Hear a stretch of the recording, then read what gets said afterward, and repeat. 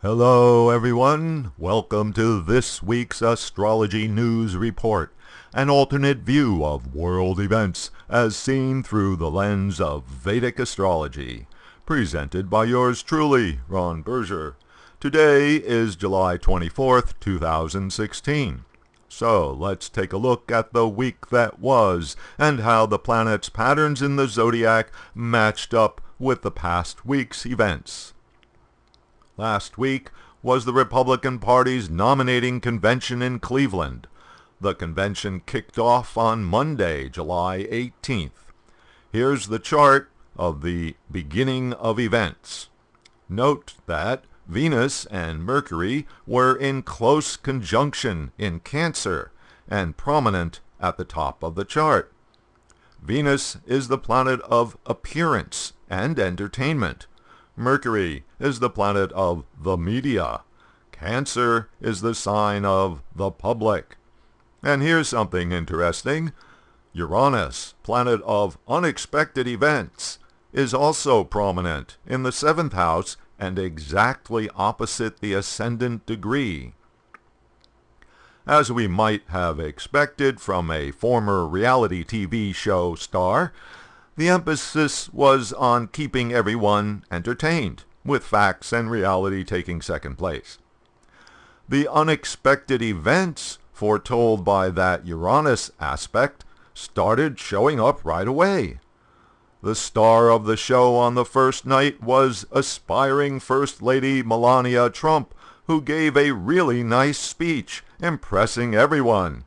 Except it later turned out parts of her speech were lifted, some of it word for word, from a speech made by Michelle Obama at the Democratic Convention in 2008. Whoops! The media, of course, was all over that, and what started out as an accomplishment turned into a major humiliation. A couple of days later, a Trump staffer came out and took the blame for the plagiarism in Mrs. Trump's speech. Then, on Tuesday, the second day of the convention, the delegates voted, and Donald Trump became the official nominee of the Republican Party just when the moon was exactly a full moon. Note that Mr. Trump himself was born on a full moon. Here's the astrology chart of his new birth as the confirmed nominee. See how the ascendant ruler, Jupiter, appears in the 9th house of beliefs, along with Rahu, the eclipse point, an indicator of obsession and darkness. The full moon is placed in the 2nd house of values and money. Note that there are two strong malefics, Mars and Saturn, in the 12th house of the unknown, not a good sign, which can be interpreted as an attack from a hidden enemy or unanticipated trouble. That prediction manifested really quickly when, on the third night, Ted Cruz, who had previously vowed to support whoever the Republican nominee turned out to be, took the stage and pointedly did not endorse Trump, but rather recommended that Republicans should vote their conscience. He was rewarded by being booed loudly off the stage.